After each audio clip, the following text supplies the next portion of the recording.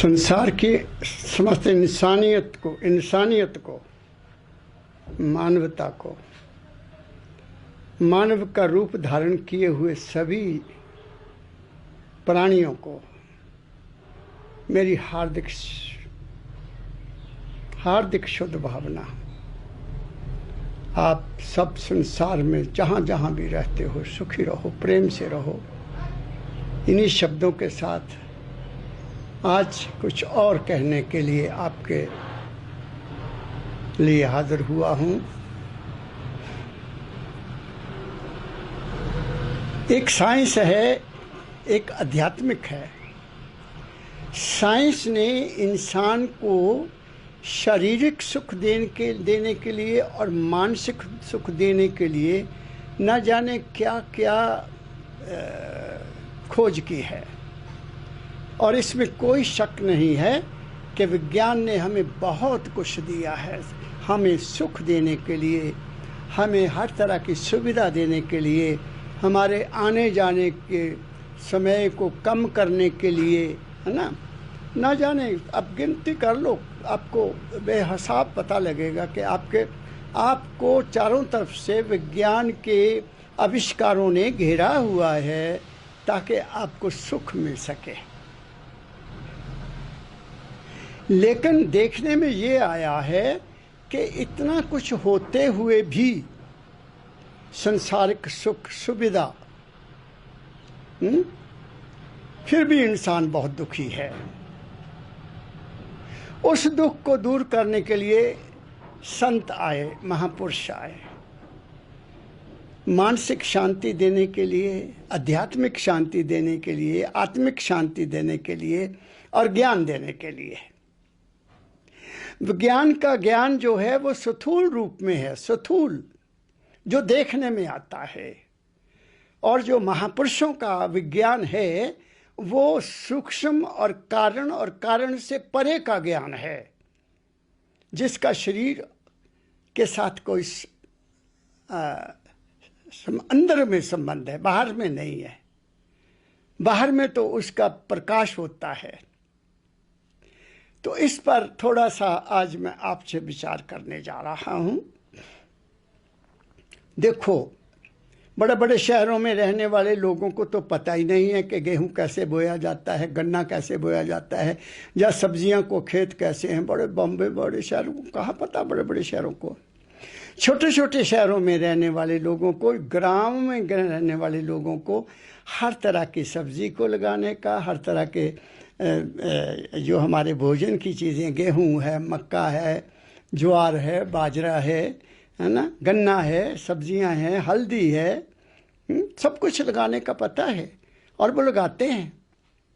और ये धरती माँ और सागर देखने में यहाँ क्या आता है? ऊपर तो आकाश है, ब्रह्मांड है पूरा।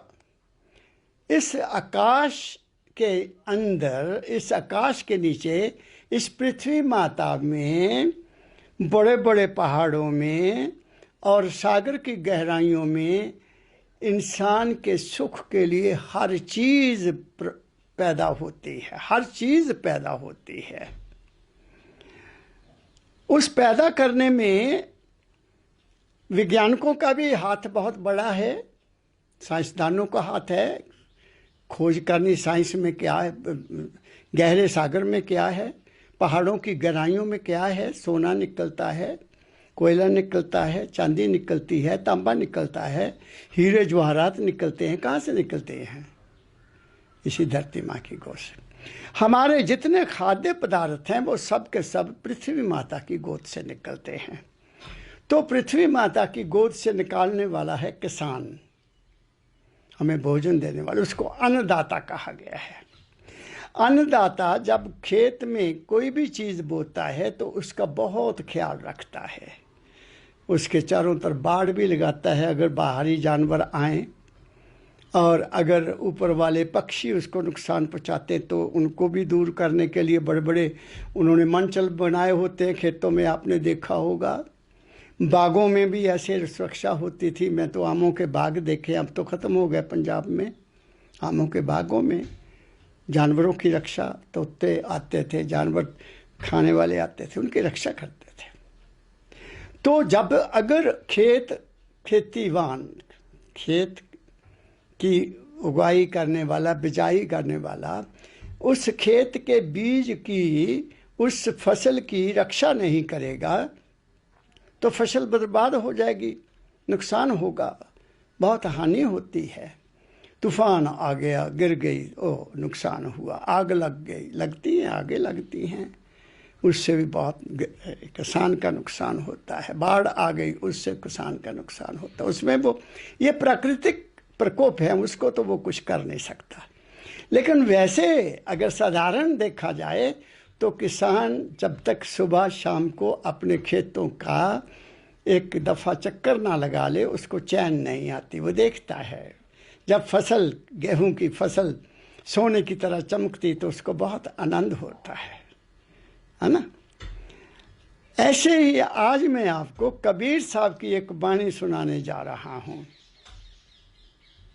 कि तुम्हारे मन में भी एक खेतीवान है, तुम्हारे शरीर में भी एक खेतीवान है, और तुम्हारे शरीर में वो खेतीवान जो है वो तुम्हारे जीवन की समस्त जो कुछ भी तुम्हें प्राप्त हो रहा है वो उसकी बिजाई करता है,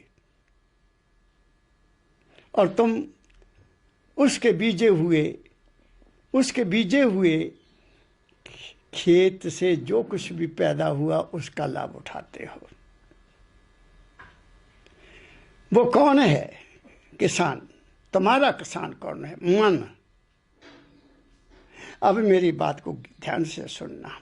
ये नीचे पृथ्वी है, इस पृथ्वी में स्थूल रूप से बीज बिए जाते हैं, स्थूल नजर आते हैं। गेहूं बोना है, गेहूं का बीज होगा, चना बोना है तो चने का बीज होगा, दाल बोनी हो तो दाल का बीज होगा, गन्ना बोना तो गन्ने के टुकड़े होंगे, आलू बोना तो आलू को काट कर वो लगाते हैं कि नहीं लगाते? हर चीज का बीज है, और वो जमीन में बीज बोया जाता है। हमारे मन का बीज क्या है? हमारे मन का बीज है ख्याल, विचार, कल्पना, वासना, डिजायर, इच्छा। क्या कुछ मैंने गिन दिया? ये इच्छा का बीज कहाँ बोता है? ये अपनी भावनाओं का बीज कहाँ बोता है? हमारी हर एक विचार का, हर एक ख्याल का, हमारी हर एक इच्छा का ख्याल इस ब्रह्मांड रूपी विशाल सूक्ष्म क्षेत्र में जाता है। वो सूक्ष्म है, ये स्थूल है। क्योंकि विचार सूक्ष्म है तो सूक्ष्म क्षेत्र में जाएगा। अगर विचार कारण है तो कारण क्षेत्र में जाएगा। अगर विचार महाकारण है, आत्मा से आगे का है, तो वो उससे भी आगे जाएगा। मेरी बात को पकड़ने की कोशिश करो। सूक्ष्म ख्याल, मन का सूक्ष्म ख्याल, वो सूक्ष्म प्रकृति में जाता है। हमारी आत्मिक भावना, आत्मिक विचारधारा, आत्मिक जो आत्मा के लेवल की थिंकिंग है वो प्रकाश में जाती है। और जो हमारी सुरत की भावना, सुरत में भी एक कशिश है, एक बीज है। किसका? जहाँ से वो आई उसको मिलने का, तो वो वहाँ जाती है, वो भावना वहाँ जाती है। बहुत गहरी बात कह रहा हूँ। अब जो लो लेवल की बात मैं कर रहा हूँ, सूक्ष्म बात कर रहा हूँ। ऐ इंसान, तू अपने मन से इस ब्रह्मांड में जैसा भी बीज बोएगा ख्याल का, उसका फल तुम्हें ही मिलेगा। जैसे जिमीदार एक दाने को खेत में बो देता है, उस दाने से जो छिट्टा निकलता है, जो पौधा निकलता है, उसको एक की बजाय कई दाने लगे होते हैं। क्या कहा मैंने? सुन लो।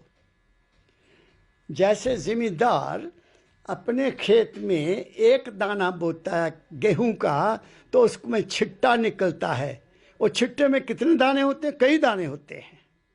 ऐसे ही गेहूँ, ऐसे ही मक्की का दाना लगा दियो, कई छलियों में कितने कितने दाने होते हैं। तो चने का दाना फेंको, चने कितने निकलते हैं? एक पौधे से कई चने निकलते हैं।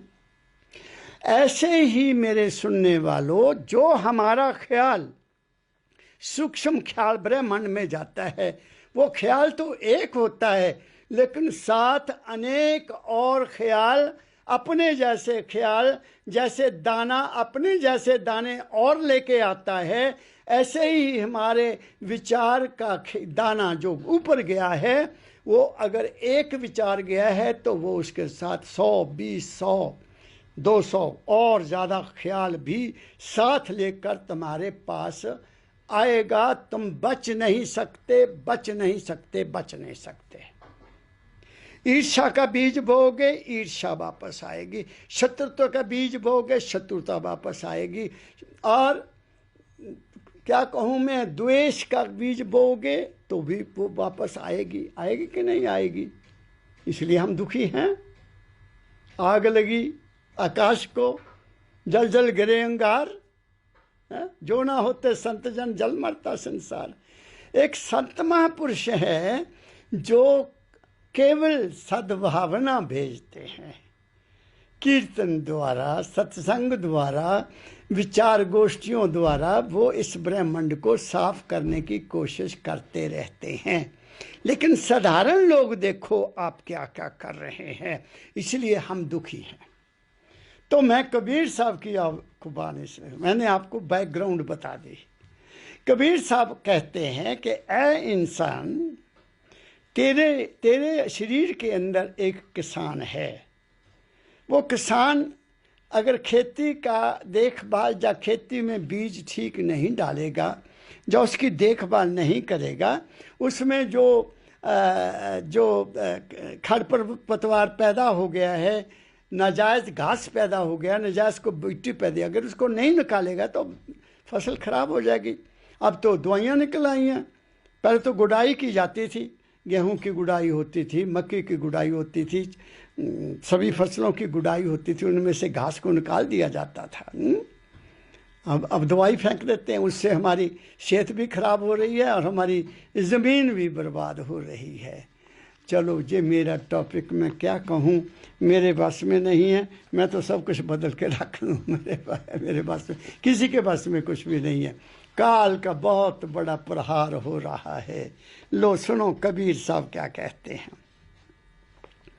अरे मन मूर्ख खेतीवान, ये मन तू मूर्ख है, खेती तो करता है लेकिन खेती की संभाल तुम्हें नहीं करनी आती। कैसे नहीं करनी आती? अरे मन मूर्ख खेतीवान, जतन बिन मिर्गन खेत उजाड़ा। तूने खेत में तो बो रहा है ना, लेकिन मिर्ग, हिरण है ना, हिरण या और जानवर उसको जतन के बगैर उजाड़ देते हैं। वो उजाड़ने वाले क्या हैं? अब कबीर साहब ने आज के माहौल को नहीं देखा है। वो 550 साल पहले, 600 साल पहले बात कह गए। आज के माहौल के मुताबिक मैं बोल रहा हूँ। किनकी शक्ति से? अपने सदगुरु बाबा फकीर जी महाराज की शक्ति से, उनके दिए गए ज्ञान की शक्ति से, उनकी अपार कृपा की शक्ति से। मैं जो कह रहा हूँ आपके भले के लिए कह रहा हूँ। कैसे? वो कहते हैं खेत तो तू बहुत बड़ा अच्छा खेतीबान है, हर वक्त कोई ना कोई बीज बोता रहता है, लेकिन तू जतन नहीं करता। किस बात का? कि कौन सा बीज बोया जाए। फिर क्या है? आगे लिखते हैं, 5 मिर्ग 25 मिर्गनी तामे एक सिंगारा। 5 मिर्ग हैं, मिर्ग हैं और 25 मिर्गनियाँ हैं, और उनमें एक सींगों वाला भी हिरण है। वो सब कुछ बर्बाद कर रहा है। वो क्या क्या है? आधुनिक युग में या पुराने युग में काम, क्रोध, लोभ, मोह, अहंकार को हमें शत्रुओं के रूप में बताया गया है कि वे शत्रु हैं। काम, क्रोध, लोभ, मोह, अहंकार हमारे शत्रु हैं। और हर इन पांच में से हर एक की पांच पांच वृत्तियां हैं, पांच पांच रूप हैं। काम के भी 5 रूप हैं, क्रोध के भी 5 रूप हैं, लोभ के भी 5 रूप हैं, लोभ के भी मोह के भी 5 रूप हैं, और अहंकार के भी 5 रूप हैं। अहंकार क्या? मैं ऑफिसर हूँ, मैं नेता हूँ, मैं संत हूँ, मैं आचार्य हूँ, मैं इस पदवी को रखता हूँ, मैं बाप हूँ, मैं दाता हूँ। ये क्या है? अहंकार के रूप हैं। किसी को धन का, किसी को संपत्ति का, किसी को बच्चों का, किसी को राजनीतिक ताकत का। ये अहंकार के रूप हैं। ऐसे ही काम के रूप हैं। काम को दुनिया ने समझा नहीं। काम काम सब कोई कहे, काम न चीने को, जेती मन की कल्पना काम कहावे सो। एक काम है बहुत घटिया, शारीरिक शक्ति का विनाश करना, वो काम है। वो तो तुम्हें बिल्कुल निकम्मा करके रख देगा। एक काम है आंख से भी तुम काम भोगते हो, तुम बातों से भी काम भोगते हो, तुम गंदी बातों को सुनने से भी काम भोगते हो, तुम हाथ लगाकर भी काम भोगते हो, तुम तस्वीरें देखकर भी काम भोगते हो। क्या कह रहा हूं मैं आपको? गिन लो कितने रूप गिन दिए मैंने। ऐसे क्रोध के भी 5 रूप हैं। तुम अति गुस्सा तक इसको मार देते हो, वो महाभीषण क्रोध का रूप है। दूसरा क्रोध का रूप है हाथ का यूज करना, मुक्का लगाना, थप्पड़ लगाना, ये दूसरा रूप है। तीसरा रूप है सिर्फ आंख से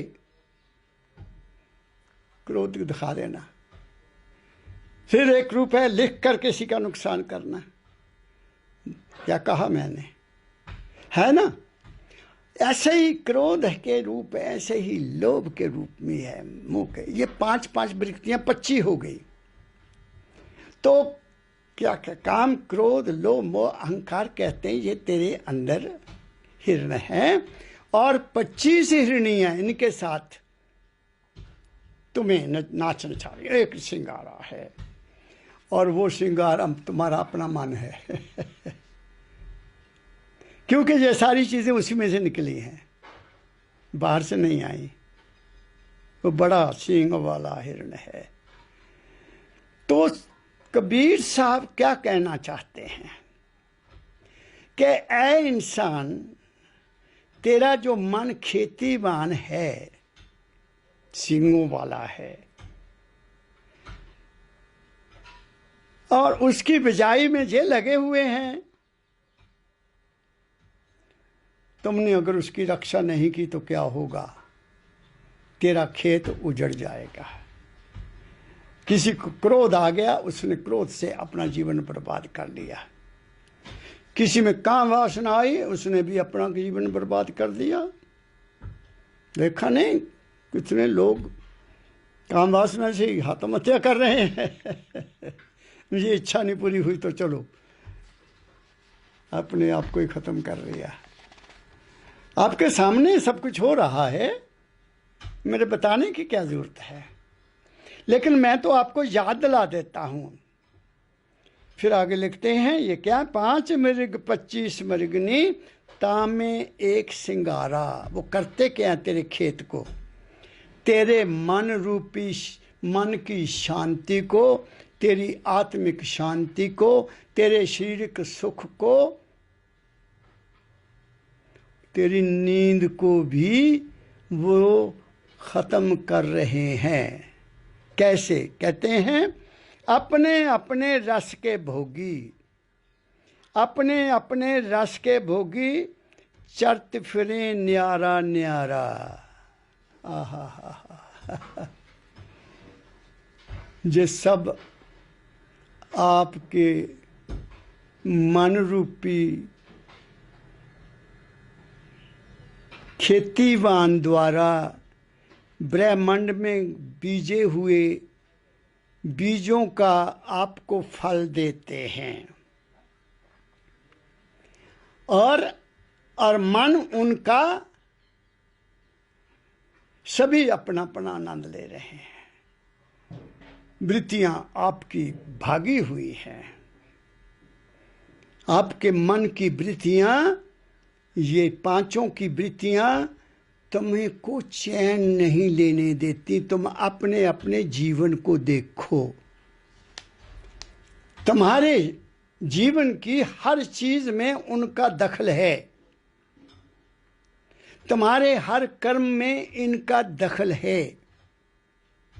इनके दखल के कारण, क्योंकि आपने इनके रूप को समझा नहीं, रक्षा नहीं की, उनको समझने की कोशिश नहीं की, इसलिए इन वृत्तियों ने इस मन के खेतीवान की जितनी वो फसल बोता है, चाहे अच्छी है चाहे बुरी, कैसी भी है,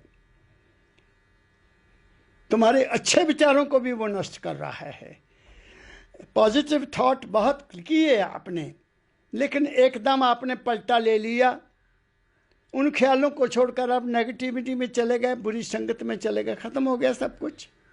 अच्छे परिवार में तो पैदा हो गए, बहुत बढ़िया, अच्छी संगत मिली घर में, लेकिन ज्यों ही बाहर गए बुरी संगत में चले गए। देखा मैंने अच्छे अच्छे परिवारों के लड़कों का जीवन बर्बाद हो रहा है, क्योंकि उनको संगत नहीं मिली, वो कुसंगत में चले गए। इसलिए वो कहते हैं ये पांचों न्यारे न्यारे अपने भोजन खाते हैं और तुम्हें पता ही नहीं लगता, तेरा तो खेत उजड़ रहा है। क्या कहा मैंने? कहते हैं अपने अपने रस के भोगी चरत फिरे न्यारा न्यारा, अपनी अपनी चीज को खा रहे हैं। कामी आदमी कामना में फंसा हुआ है, क्रोधी आदमी किसी को जीने नहीं देता, लोभी लोभ में फंसकर पता नहीं क्या क्या इकट्ठा किए जा रहा है, और मोही का तो रहने दो, कुछ भी तो हाय हाय करता है, मुझे मेरा पोता नहीं मिला, मुझे मेरी पत्नी छोड़कर चले गई हैं, और माँ बाप को धक्के निकाल मार कर बाहर आप लोग निकाल रहे हैं इस मन के कारण। सुन लो कहीं नहीं, ये वृद्ध आश्रम क्यों बन रहे हैं? ये तुम्हारे मन ने सब कुछ बर्बाद किया हुआ है, तुम्हारी कामनाओं ने तुम्हें सब बर्बाद किया हुआ है, तुम्हारी इच्छाओं ने ये सब कुछ किया हुआ है। तुम चाहते हो कि जैसे मैं हूँ ऐसे कोई हो नहीं सकता। बुजुर्गों ने पाल पोष कर बड़ा किया, पढ़ाया लिखाया, और उनको अब भेज दिया चलो तुम, क्योंकि पत्नी नहीं चाहती है कि तुम वहाँ घर में रहो। उसको माँ ने संस्कार ही नहीं दिए कि जाकर बेटी वही तेरे माँ बाप हैं, उनकी सेवा कर। वो तो उल्टी पट्टी पढ़ाती हैं कि तेरी शादी तेरे पति से हुई है, तेरी सास ससुर से नहीं हुई, तुमने उनसे क्या लेना। घरों के घर उन परिवारों को जो कहते कि हम संस्कृति, हमारी भारतीय संस्कृति, कहाँ है संस्कृति भारत की? मुझे बताओ तो सही आप। भारत की संस्कृति तो माँ बाप को भगवान का रूप समझती थी। जब भारत की संस्कृति थी तब तो श्रवण कुमार ने अपने माता पिता को बैंगी में उठाकर तीर्थ यात्रा के लिए निकल गया था, वो थी संस्कृत की। राम ने पिता की आज्ञा का पालन करते हुए अपना वनवास छोड़ दिया था, वो थी संस्कृति। किस बात की रामायण देखते हो आप?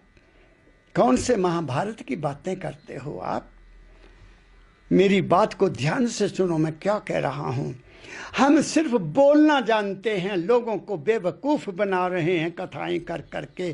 तुम असलियत को नहीं जानते, तुम्हारे अंदर क्या है उसको पहले देखने की कोशिश करो। What for you are speaking on these topics of the past? आज कलयुग है, कलयुग की बात करो। मैं कलयुग की बात करता हूँ, आज की बात करता हूँ। तुम्हारे मन को शांति कब मिलेगी? जब तुम्हें ज्ञान होगा, उसके बगैर तुम्हें ज्ञान नहीं हो सकता। क्या कह रहा हूँ? इंसानियत को तो तुमने खत्म कर दिया, अपने आप को बांट दिया, टुकड़े टुकड़े कर दिए समाज के। और कहाँ तुम किस कौन सी बात करते हो? मैं क्या कहूँ आपको, किस शब्द का प्रयोग करूँ मैं? इंसानियत का गला घोंटा जा रहा है, इंसानियत तड़प रही है। आप क्योंकि तुम्हारे दिमाग से निकले हुए बीज, ख्याल, तुम्हारी वासनाएं, तुम्हारी शक्ति को प्राप्त करने की इच्छाएं, हर धन को प्राप्त करने की इच्छाएं, दूसरों के अधिकारों को समाप्त करके अपने हाथ में सब कुछ लेने की इच्छाओं ने इस देश को बर्बाद करना शुरू कर दिया है। क्या कहा? मैं प्रेजेंट की बात कर रहा हूँ। कबीर साहब ने 600-650 साल पहले हमें चेतावनी दी हुई है।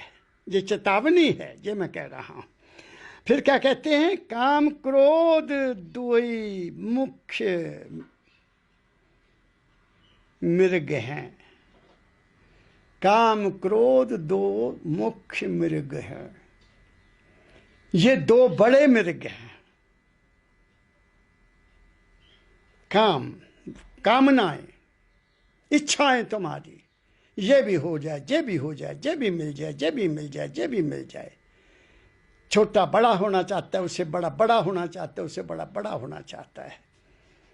मैं एग्जाम्पल क्या दूं? क्लर्क कहता मैं भी डिप्टी कमिश्नर बन जाऊं। बनना चाहिए, बनने में क्या हर्ज है? हाँ? हर इंसान चाहता है कि मेरे हाथ में ताकत आए। कुछ कलयुग का पहरा ही ऐसा आ रहा है। इंसान केवल अपने आप को देखता है, दूसरों को नहीं देखता, क्योंकि उसने पहचाना नहीं कि जो मुझ में है वो भी उसी में है। हम में कोई फर्क नहीं, फर्क केवल हमारे शरीर और मन का है। हम हर चीज का फैसला शरीर और मन के लेवल पर करते हैं। इसलिए आत्मा क्या, सुरत क्या, उनका तो किसी को ज्ञान ही नहीं है, ना कोई उस ज्ञान की बात करता है। हवाले दे रहे हैं, हवाले दे रहे हैं पिछले सारे। इन हवालों से तुम्हारा पेट नहीं भरेगा। तुम असलियत को पकड़ने की कोशिश करो, इंसानियत की बात करो, मानवता की बात करो। एक मालिक है, हम सब उसके बच्चे हैं, और हम सब की उत्पत्ति प्रकाश से हुई है। ये भी सब मानते हैं, सभी प्रकाश को मानते हैं। हिंदू तो मरने के बाद भी इंसान के शरीर के पास रख देते हैं, लाइट जलाकर, दिया जलाकर रख देते हैं कि ले तू ये था। बात को पकड़ो तो से, हम कहाँ जा रहे हैं? हम कहाँ जा रहे हैं? तुम्हारे को तुम्हारे मन ने ही मारना है, तुम्हारे इस कामना ने ही मारना है, और किसी ने नहीं मारना। जब कामना पूरी नहीं हुई तो तुम्हें क्रोध आता है। तुम्हारी मन की इच्छा पूरी नहीं, किसी ने नहीं की, तुम चाहते हो कि ये आदमी ऐसे नहीं ऐसे करे, तुम फिर सख्ती बरतते हो, तुम फिर क्रोध का प्रयोग करते हो। इसलिए ये दोनों बहुत बड़े तुम्हारे खेत को, तुम्हारी शांति को, तुम्हारे जीवन को, तुम्हारे आत्म तत्व को, तुम्हारी उस सुरत रूपी माल के कुल की अंश को बर्बाद कर रहे हैं। तुम जाओगे कहाँ? क्या कह रहा हूं मैं आप सबको? सुनने वालों, आंखें खोलकर सुनो मैं क्या कहता हूं। अगर संत मत में आना है, अगर गुरु मत में आना है, अगर सनातन धर्म को समझना चाहते हो, मैं सनातन धर्म की बात कर रहा हूं। वो सनातन धर्म जो सतयुग में था, फिर तो रूप ही बदल गया, त्रेता में और रूप हो गया, द्वापर में और रूप हो गया, और कलयुग में तो हाल ही खराब है। हम उस मालिक को छोड़कर जगह जगह पर अपनी आमदनी प्राप्त करने के लिए किसी संत को चला गया, बातें कोई उसने कुछ कहा, उसकी तो परवाह नहीं की, बस उसकी मूर्ति को रखकर बस उसकी पूजा करनी शुरू कर दी। संत ने क्या कहा वो कोई सुनता ही नहीं है। बस हम वहाँ सोने का छत्र चढ़ा देंगे, हम वहाँ सोने का क्या नाम है सिंहासन बना देंगे। करते हैं तुम लोग। और कहाँ से वो पैसा है? मेरा अनुभव कहता है हक हलाल की कमाई से आदमी इतना पैसा बर्बाद नहीं कर सकता जितना पैसा मैं देखता हूँ चढ़ता है इन जगहों पर। बोरियां भरी जाती हैं, कहीं मानवता का नाम नहीं आता है। क्या कहूँ मैं आपको, मजबूर हो जाता हूँ कभी कभी कुछ बात कहने के लिए। ओ भाई, कितने दिन के लिए तुम यहाँ आए हो, जरा ये तो सोचो। तुम्हें पता है जब तुम पैदा हुए तुम्हें पता था कि मैंने यहाँ पैदा होना है, और तुम्हें पता है कि कब ये हवा चली जाएगी? किसी को कुछ पता नहीं है। लेकिन जो अब है इसको तो अपना ही ठेका ले लिया कि जो हम करते हैं वही ठीक है। चाहे कोई साधारण इंसान है, चाहे कोई शक्ति वाला संत, चाहे कोई किसी मंदिर का पुजारी है, चाहे कोई कुछ है, सबका यही हाल है। क्या कहूँ मैं? जागो, जीवन को बना लो। वो मूर्ति तुम्हें कुछ कहती है, उसको आवाज सुन लो। वो देवता भी तुम्हें कुछ कहता है, उसकी भी बात सुन लो, जिसको तुम मानते हो। वो वाणी जिसको तुम पढ़ते हो वो भी पुकार कर रही है कि उसको तुम मानो। लेकिन ऐसा नहीं है, क्योंकि दो मृग बड़े तुम्हारे अंदर तुम्हारी उस भावना को खाए जा रहे हैं जो संत महापुरुषों ने कही, उसको छोड़ते नहीं है। क्या कहते हैं? काम क्रोध दुई मुख मृग हैं, नित उठ चरत सचारा। अच्छी अच्छी चीज़ों को सुबह उठकर, सुबह से ही तुम उठते हो, अपने मन की हालत को देख लो क्या है। सुबह उठते हो, अपने मन की हालत को देखो क्या है। मेरे ख्याल में तुम्हें तो रात को भी मन चैन नहीं ले देता होगा। ऐसे लोगों को शायद गोली खाकर सोते होंगे। क्या कहा मैंने? इसलिए आओ इंसान बने, आओ उस इस महान देश के उन महान संतों की बात को सुने, उन महान महापुरुषों की बात को सुने, तो शायद हमारा कुछ कल्याण हो जाएगा।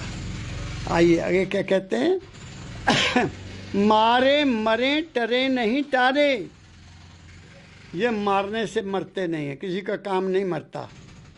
मेरे पास ऐसे ऐसे लोगों के बातें पहुंचती, महाराज हमारा बस नहीं चलता, क्या करें? काम वासना में बहुत तंग करती, क्या करें? ऐसे मेरे पास ऐसे लोग आते हैं, नौजवान खास तौर पर। कहते हैं महाराज हमारे बताओ हम कैसे कंट्रोल करें, बताओ। उनके बस में नहीं है। क्या कहा मैं कह रहा हूं, ये सब माता पिता की कृपा है। जब अभिमन्यु मां के गर्भ में अर्जुन द्वारा बताए गए चक्रव्यूह का हाल सुन सकता है, और जन्म लेने के बाद 14-15 साल का होते हुए बताता है कि मैं चक्र भेद सकता हूँ। जब पूछा कब सुना? जब मैं माँ के गर्भ में था। तो आज हमारी माताएं, हमारी बहनें, जब बच्चे ने जन्म लेना होता है तो वो कैसा सोचती हैं, उनके कैसे ख्याल हैं? क्या वो बच्चे में नहीं जाएंगे? जाएंगे। क्या कहा मैंने? मेरे सतगुरु बाबा फकीर जी महाराज ने इसको डंके की चोट पर कहा, ऐ माताओं, इस देश को ना कोई नेता बना सकता है, ना कोई संत बना सकता है, ना कोई साधु बना सकता है, ना कोई आचार्य बना सकता है। तुम हो देश को बनाने वाली। तुम ऐसी औलाद पैदा करो जिनमें अच्छाई हो, नेकी हो, कोई क्रोध ना हो, कोई वासना गंदी ना हो। तुम ऐसे औलाद को पैदा करो जिनमें देशभक्ति हो, गुरु भक्ति हो, है ना। गुरु गोविंद सिंह साहब जी महाराज ने आवाज उठाई, जननी जने तो भक्त जन, जाफे जन में सूर बहादुर, नहीं तो जननी बांझ रहे काहे गवाए नूर। क्यों अपने चेहरे का भी रूप खराब कर रही हो। 6-6 7-7 बच्चे पैदा कर दिए, बुरा हाल है। कहाँ से उनको रोटी खिलाओगे आप? उनमें बुरी आदतें नहीं आएंगी तो और क्या होगा। इसलिए क्या कहे हैं, मारे मरे डरे नहीं टारे, बिड़वत नहीं बिडारा। और डराने से भी नहीं डरते। अरे संगत कुसंगत हो गई, संगत नहीं मिली। और संगत अगर है भी तो वहां ये बात नहीं कही जाती। उनको ये नहीं बताया जाता कि जो कुछ है तुम्हारे अपने घट में है, तुम अपने जीवन को बनाने के स्वयं जिम्मेदार हो। मेरे सतगुरु बाबा फकीर जी महाराज ने मानवता मंदिर में बड़े शब्दों में लिख कर लगाया हुआ है, कोई संत, कोई गुरु, कोई आचार्य आपको कुछ भी नहीं दे सकता। वो केवल तुम्हारे ख्याल को बदल सकता है, और वो भी तब अगर तुम अपना ख्याल बदलना चाहते हो। तुम ख्याल ही नहीं बदलना चाहते हो तो संत बेचारा क्या करे। संत ताराचंद जी महाराज आया करते थे, वो क्या करते, ऊपर से खाए नीचे से झरे। संत बेचारा क्या करे। बात बड़ी ऊंची कही थी उन्होंने। मैं उनका बहुत सत्कार करता था, मेरे बड़े गुरु भाई थे। ऊपर से खाए नीचे से झरे। क्या कहा, बहुत बड़ी बात कही। नो सेल्फ कंट्रोल, कहीं सेल्फ कंट्रोल नजर नहीं आता। बच्चों में इनडिसिप्लिन है, इनडिसिप्लिन, क्योंकि माँ बाप में डिसिप्लिन नहीं रहा। बच्चों में डिसिप्लिन कहाँ से आएगा। सोसाइटी में डिसिप्लिन नहीं है, नेताओं में डिसिप्लिन नहीं है, प्रचारकों में डिसिप्लिन खुद नहीं। वो खुद अपने आप को देखें जो प्रचार कर रहे हैं, उनमें डिसिप्लिन नहीं है। इंसानियत तो पंख लेकर उड़ गई। इसलिए संतों ने कहा है हमें अपने कर्मों का फल भोगना पड़ेगा। संत कबीर जी कहते हैं ये तो डरने वाले नहीं है भाई, ये तो तुम्हारे घट में बैठे हैं। तुमने घट में उतरने की कोशिश नहीं की, तुम मन के पीछे लगे हुए हो तो ऐसा ही रहेगा। मारे मरे डरे नहीं टारे, बिड़बित नहीं बिडारा। डराने से भी डरते नहीं हैं तो फिर क्या करते हैं, अति प्रचंड महान दुख दारुण। बहुत प्रचंड हैं जी, बहुत शक्तिशाली हैं, बहुत चंचल हैं और दुख देने वाले हैं। तुम अपनी शक्ति को बर्बाद करके कमज़ोर होते हो, फिर बीमारियां लगती हैं, इम्यूनिटी ख़त्म हो जाती है। या फिर संतों के पास जाते हैं कि महाराज बताइए मैं क्या करूं, या फिर डॉक्टरों के पास जाते हैं, या फिर किसी और के पास जाते हैं कि देखो कौन सा ग्रह आ गया। कहाँ भटक फिर रहे हो। तुम्हारा इलाज तो तुम्हारे अपने पास था, तुम्हारा इलाज तो तुम्हारे अपने अंदर था। तुमने उस शक्ति का ही बर्बाद कर दिया। कामना में चले गए, क्रोध में चले गए, लोभ में चले गए, मोह में चले गए, अहंकार आ गया कि मैं जे हूँ, मैं जे हूँ, मैं जे हूँ, मैं जे हूँ, मैं जे हूँ। किसी की सुनने की बात नहीं की, सुनने का कभी ख्याल ही नहीं किया। कहते ये बेवकूफ़ आदमी है। आज के मौके में अगर पैसा ना कमाया गया तो कब कमाना है, लूट लो। कितनी महंगाई है, अब देख लो क्या हाल है, कितनी महंगाई है, गरीब मर रहा है भूखा। 30 रुपए किलो आटा मक्की का। जिसके 5-6 बच्चे हैं उनको पूछो उनका हाल क्या है। ये देश, ये मेरा देश, भारत देश, महापुरुषों का देश, संतों का देश, जिन्होंने इतने बड़े शास्त्र बड़े बड़े लिख दिए, वेद लिख दिए, श्री गुरु ग्रंथ साहब जो अटल बाणी है, गुरु की बाणी जिस सगली चिंत मिटाई, जिन्होंने सब धर्मों को एक करने की कोशिश की, सब जातियों को ख़त्म करने का प्रयास किया, तुमने उनको भी नहीं सुना। तुम अपना डंका बजा रहे हो। कभी सुनो, गुरबाणी को सुनो, तुम्हें पता लगेगा वहाँ क्या कहते हैं महापुरुष बैठे हुए। कहीं है तुम्हारे में एकता, कहीं है तुम्हारे में प्यार। आओ, इंसान की तरफ आ जाओ, बच जाओगे।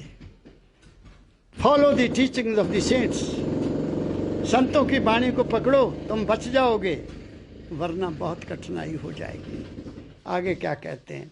अति प्रचंड महादुख दारुण वेद शास्त्र सब हारा पचहारा। वेद भी हार गए, शास्त्र भी हार गए, कह कर लिख लिख करके इनसे बचो, इनसे बचो, इनसे बचो। मन ने खेत बो दिया और फिर तुम उस खेत में फंस गए। तुमने अपने आप को बचाया ही नहीं। तुम तो अलग थे, तुम तो मालिक थे उस खेत के। जो मन बो रहा है, जो मन इस ब्रह्मांड को बर्बाद कर रहा है, तुम थे इस मन के मालिक, इसको समझाने वाले। बी पॉजिटिव, सर्वत्र का भला मांग, सर्वे विवंतु सुखना सर्वे संतु निरामया। ये कहा, गुरु की वाणी पर चल जे कहा, गुरु वाक्यम मूल मंत्रम। अब कहाँ है गुरु? किसका वाक्य मूल है? तुम तो उन पर भी शक करते हो, उनको केवल आदमी समझते हो। क्या कहा मैंने?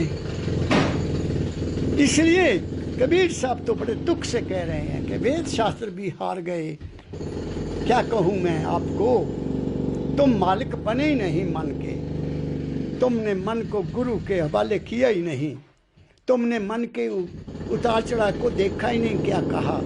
अरे मैं तो बहुत भाग्यशाली हूँ, मुझे मेरे सदगुरु बाबा फकीर जी महाराज ने कहा, बच्चा किताबें पढ़ना छोड़, अपने मन की किताब पढ़ा कर ले। आहा, मेरे बलहारी जाऊं मैं अपने सदगुरु के, जिस भर्म किया सब दूर। मेरे को तो उन्होंने रास्ता बता दिया कि you be the master of your mind. तुम अपने मन के मालिक बनो, बाकी छोड़ो सब कुछ। मन की कल्पनाओं पर नियंत्रण करो, मन की दौड़ धूप कर रोकने की कोशिश करो, मन को अच्छे विचार दो। लेकिन दोगे कैसे? तुम्हारी कमाई ठीक नहीं है, तुम तो रिश्वत खाते हो, तुम क्या क्या नहीं करते हो। जैसा खाएगा अन्न वैसा बनेगा मन। क्या कहा मैंने? एक जिम्मेदार है मेरे सामने, तो जिम्मेदार को मैं मानता हूँ कि वो देवता है, हक हलाल की कमाई करता है, सुबह से शाम तक अपने खेतों में लगा हुआ है, और तुम्हारा पेट भरने के लिए, तुम्हें फल फ्रूट देने के लिए सब कुछ वो करता है। इसमें शक नहीं कि वो अपने लिए भी करता है, लेकिन दूसरों को भी तो देता है ना। तुम क्या देते हो? ये सोचो, अपने आप को सोचो। What do you do for the nation? What do you do for the society? What do you do for your family? Sometimes such things comes in my mind कि मैं खुल कर कहूँ, मगर मजबूर हूँ, क्या कहूँ। सुनता नहीं है गाफिल दुनिया के मेरा कलाम।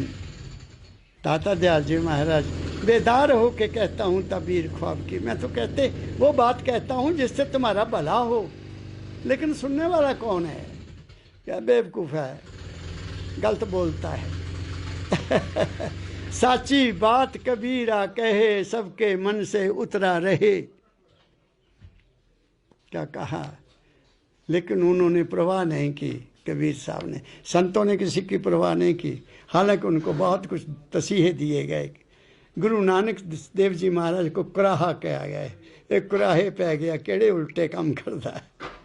क्या कहा मैंने, ये दुनिया नहीं कदर करती सच्चाई की। फिर आगे चलता हूँ,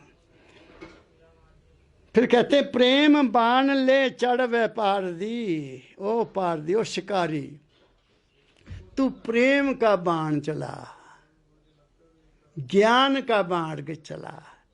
प्रेम और ज्ञान दोनों बातें इकट्ठी अगर हो जाएंगी फिर क्या हो जाएगा, भक्ति भाव कर मारा। आहा, प्रेम और प्रेम का बाण और भक्ति। भक्ति से क्या होता है, अच्छे विचार पैदा होते हैं।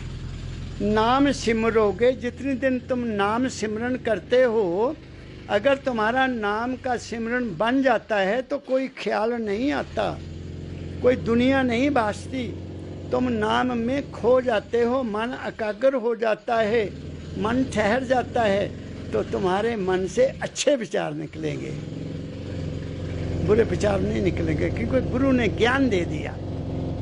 बेटा ये नहीं सोचना, किसी का बुरा नहीं सोचना, ऑलवेज थिंक बेटर। सबके लिए अच्छा सोचेगा तो तेरा भी अच्छा हो जाएगा, अगर सबके लिए बुरा सोचेगा तो तेरा बुरा पहले होगा।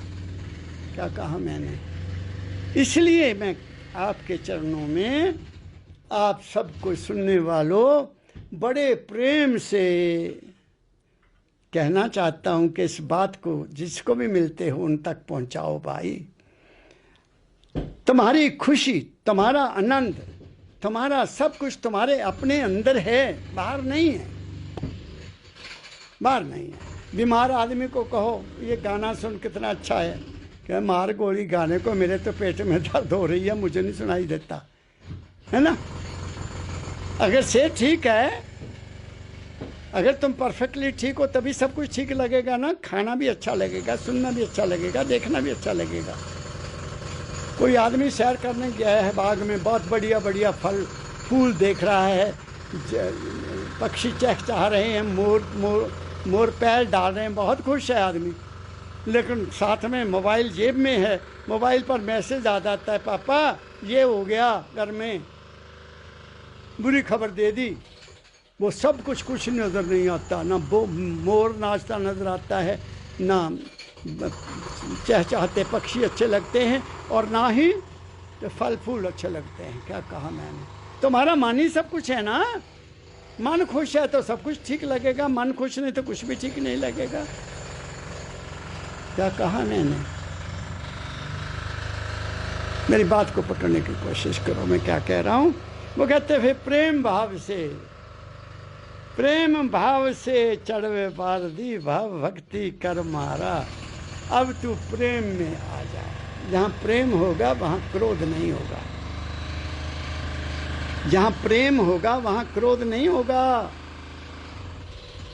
जहाँ काम का तुम्हें पता लग गया कि काम क्या है, वासना तुम्हारे अंदर, शरीर को नाश करने की वासना, आँखों से देखने की वासना, कान से सुनने की वासना, मुंह से बुरी गंदी बातें करने की वासना, अगर तुम्हें पता लग गया कि ये नुकसान करती तुम छोड़ जाओगे।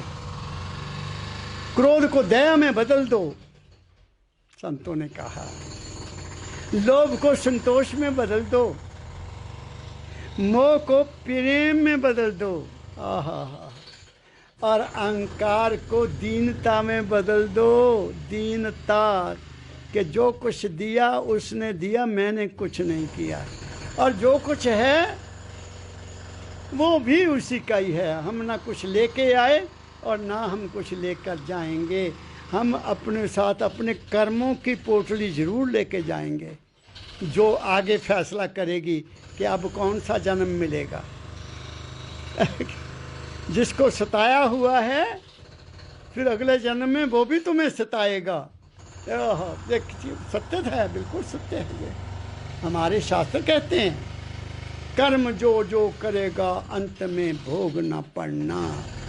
दुख दोगे दुख मिलेगा, सुख दोगे सुख मिलेगा। मारोगे गर किसी को फिर गम पड़ेगा सहना। दाता दयाल जी महाराज। क्या कहा मैंने? इसलिए मेरे सुनने वालों, इस बात को फैला दो। मेरे को फैलाने वाले आदमी नहीं है। मेरे पास कोई चौकड़ी नहीं है जिनको पैसे देकर कहूँ कि तुम मेरी डुगडुगी बजाओ। मैं अपनी डुगडुगी खुद बजाता हूँ। मेरे दाता ने डुगडुगी बजाने के लिए नई आदमी रखे, अपने आप को ही दुनिया के सामने पेश किया।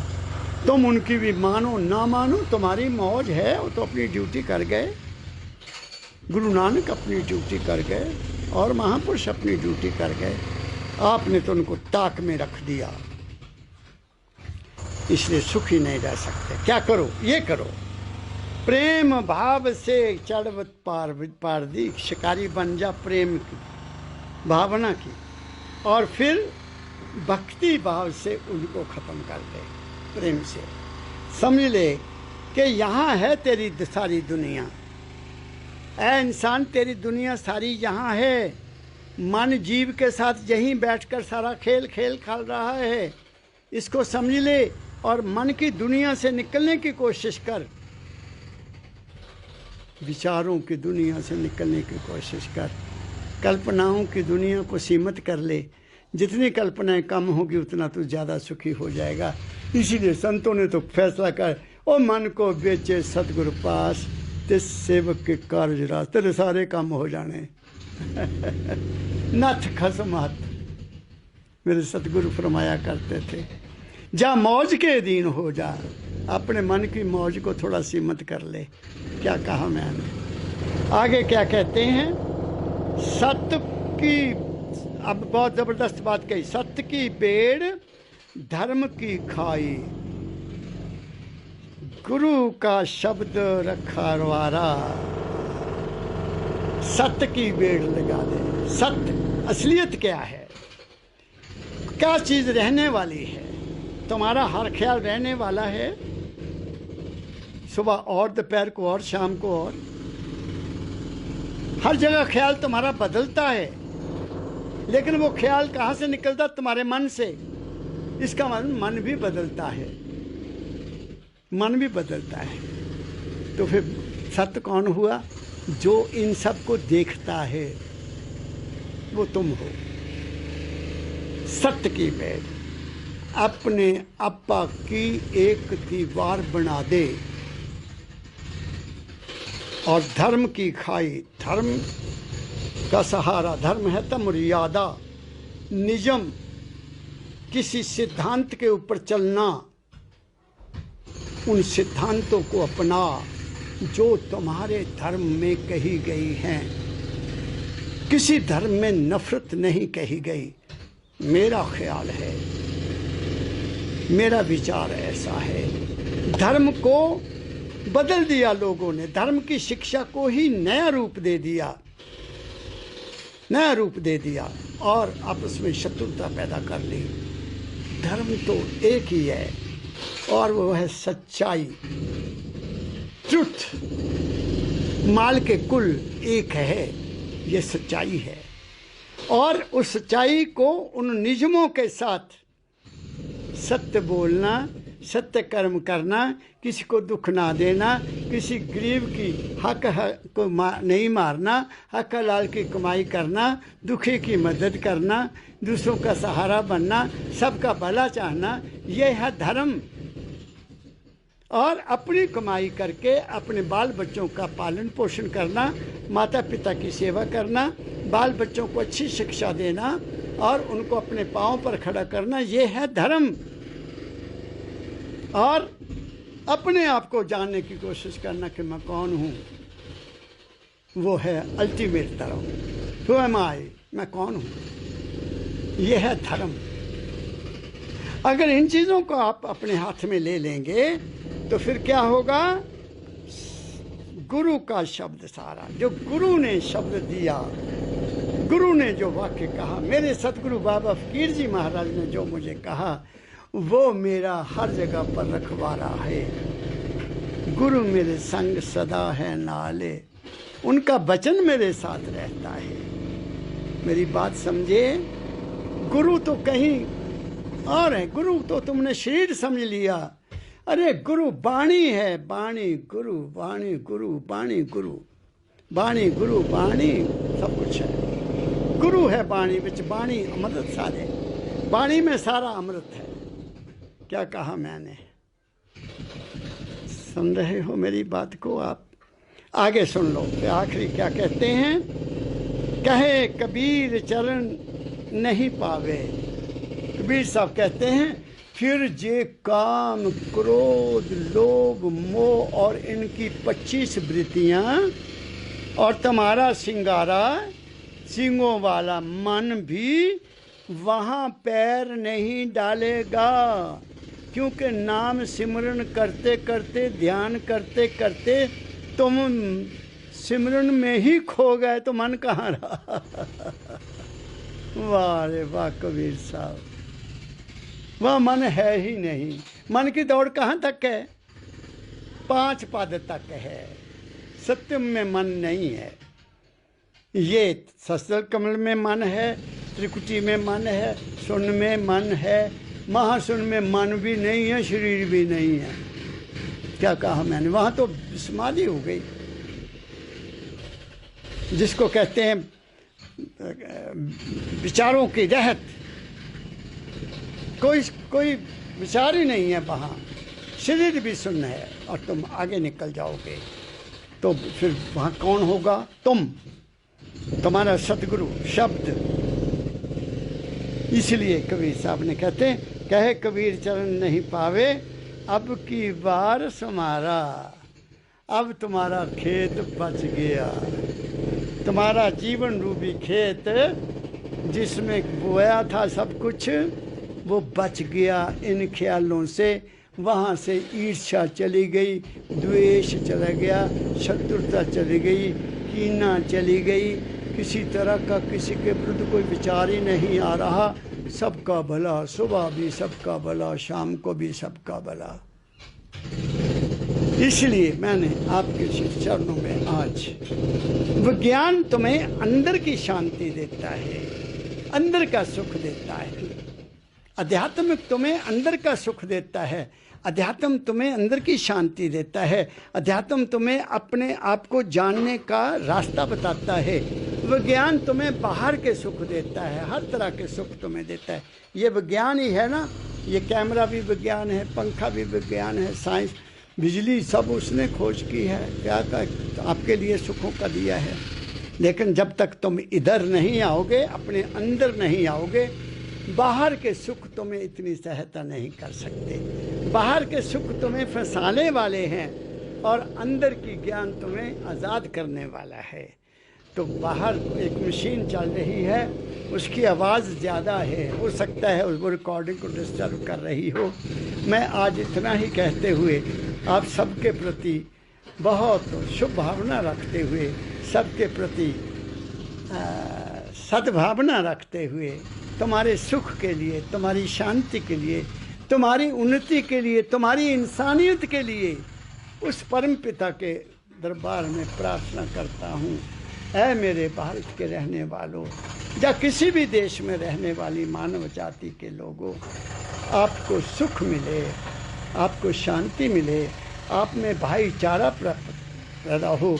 There should be only one brotherhood of mankind and fatherhood of God. हम सब भाई भाई हैं, कहीं के भी रहने वाले हैं, और हमारा सबका एक ही पिता है।